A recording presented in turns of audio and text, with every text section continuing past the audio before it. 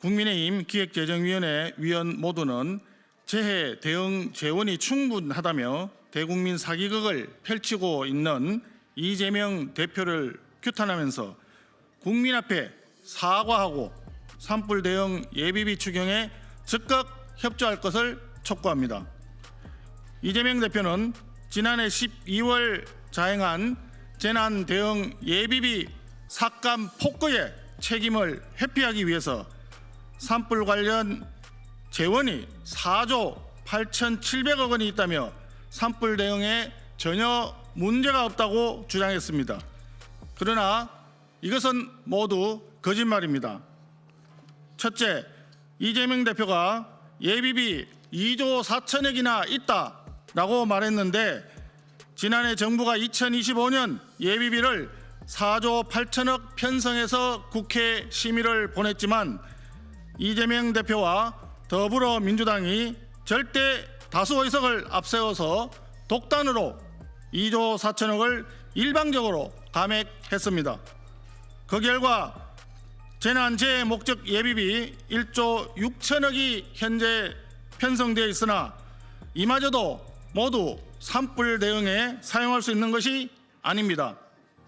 약 1조 2천억 정도가 더불어민주당이 일방적으로 의결한 예산 총칙에 고교 무상교육, 5세아 무상보육 등 사업 소요경비로 지출하도록 이미 확정되어 있어 산불 대응에 사용 가능한 실제 목적 예비비는 4천억 원에도 미치지 못하는 실정입니다.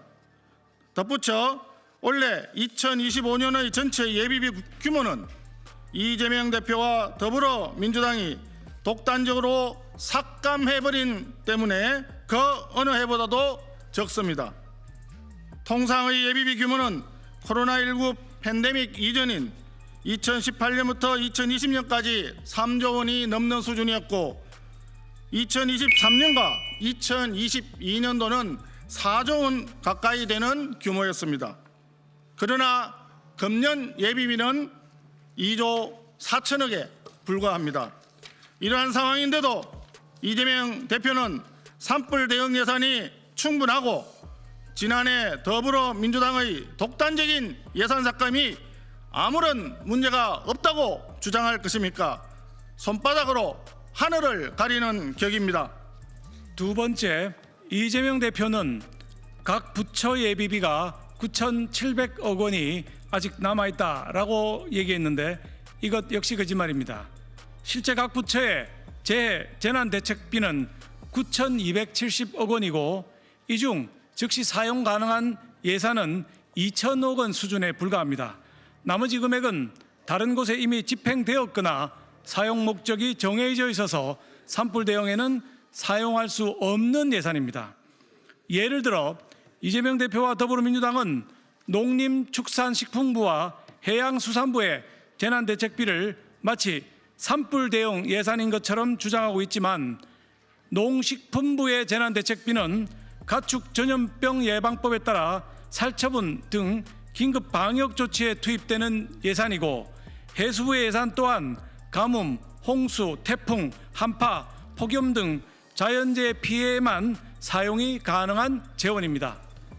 세 번째, 이재명 대표는 국고 채무 부담이 1조 5천억 원이다라고 말했는데 국고 채무 부담은 즉각 지급할 수 있는 예산이 아니라 다음 연도 상환을 전제로 하는 외상 거래를 할 수 있는 한도를 말하며 이마저도 시설 복구에만 사용이 가능해 산불 피해 주민들을 위한 보상금이나 생계비 지급 등에는 활용할 수 없습니다. 결국 현재 가용 가능한 정부의 산불 대응 예산은 국고 채무 부담을 제외하면 약 6천억 원 수준에 불과하며 이를 산불 피해 복구에 모두 사용하게 되면 여름마다 발생하는 장마와 태풍 피해에 대응할 여력이 전혀 없어집니다. 그럼에도 불구하고 이재명 대표와 더불어민주당은 제대로 된 내용 확인도 없이 부정확한 숫자를 가지고 마치 산불 대응 예산이 충분한 것처럼 국민을 기만하였습니다.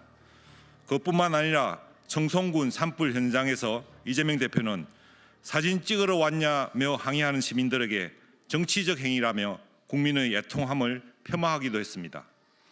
현재 전국적으로 산불 피해 규모는 무려 48,238헥타르로 2019년 강원 동해안 산불 피해의 18배를 넘어서고 있습니다. 동해안 산불 복구에만 1,853억 원이 투입되었던 점을 감안하면 이번 산불 피해와 복구 비용은 단순 계산만 해도 수조 원에 이를 것으로 예상됩니다. 다른 이야기 할 것 없이 산불 대응 및 피해 복구만을 위한 정액 추경 편성을 적극 검토해야 합니다. 산불 현장은 말 그대로 사투가 벌어지고 있습니다. 이재명 대표는 산불로 힘들어하는 국민들을 기만한 자신의 거짓말에 대해 공식적으로 사과하시길 바랍니다.